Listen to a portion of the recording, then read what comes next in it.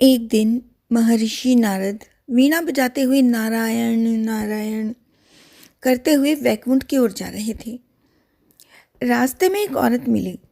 उसका चेहरा मुरझाया हुआ था, आंखों में एक खालीपन था।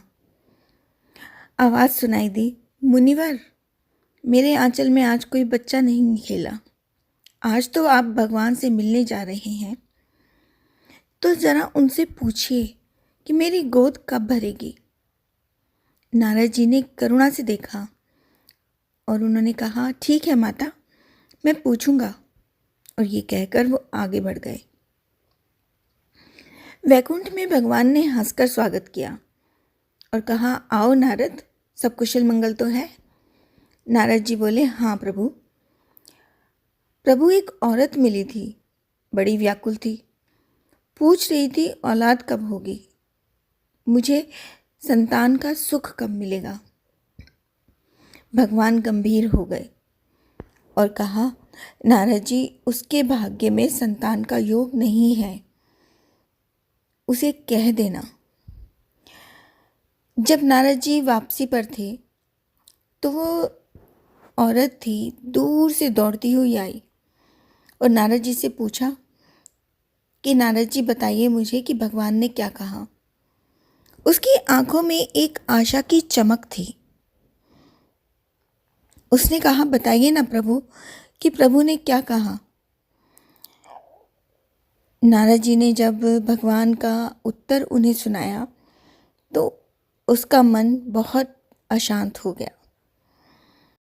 नारद जी ने कहा कि भगवान ने कहा है कि तुम्हें संतान का सुख नहीं मिल सकता।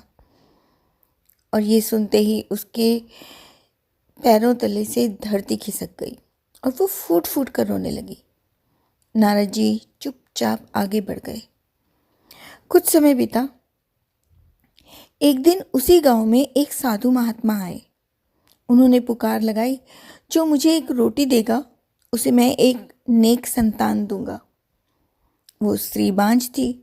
उसकी आंखों में अभी भी बच्चे के लिए एक तड़प थी, एक उम्मीद थी। वो तेजी से भागकर घर में गई और रोटी बनाई और साधु के सामने लाकर रख दी। साधु मुस्कुराए और उन्होंने कहा कि तुम्हारी गोद जरूर भरेगी। और हुआ भी ऐसा ही। कुछ सालों के बाद उसके घर में एक पुत्र ने जन्म लिया।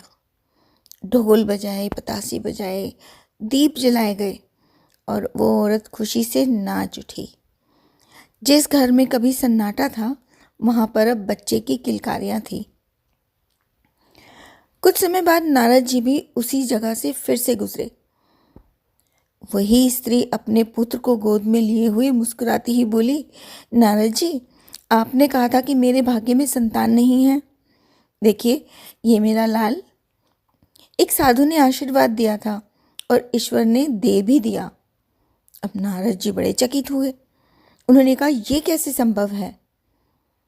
और वो प्रभु की तरफ जब जा रहे थे तो प्रभु से पूछा, हे प्रभु, आपने कहा था उसके भाग्य में संतान नहीं है, तो फिर ये सब कैसे हुआ। क्या वो साधु आपसे भी ज़्यादा शक्तिशाली था। तो भगवान मुस्कुराए और बोले, नारद, मेरी तबीयत ठीक नहीं है, मुझे एक ना औषधि चाहिए। तो भूलोक से जाकर एक कटोरी इंसान का रक्त ले आओ। नारद बड़े अचंभे में गए। वो सोच रहे थे भगवान ने ऐसे क्यों कहा, मगर फिर भी वो धरती पर चले गए और घर घर जाकर सबसे रक्त देने के लिए कहा। लेकिन किसी ने भी नहीं दिया, बल्कि उनका मजाक ही उड़ाने लगे। उन्होंने सबसे कहा कि भगवान बीमार हैं, लेकिन सबने कहा कि भगवान बीमार कैसे हो सकते हैं, चले जाओ यहाँ से। अब नारद जी थक हार कर जंगल की तरफ चले गए। वहीं पर वही वाला साधु मिला। साधु ने कहा, नारद जी, जंगल में क्या कर रहे हैं। तो नारद जी लाचार स्वर में बोले, प्रभु ने एक कटोरी मानव रक्त मांगा है। तो साधु ने जैसे ही सुना, बिना एक मिनट भी लगाए, बिना हिचकिचाए कहा, छुरी दीजिए।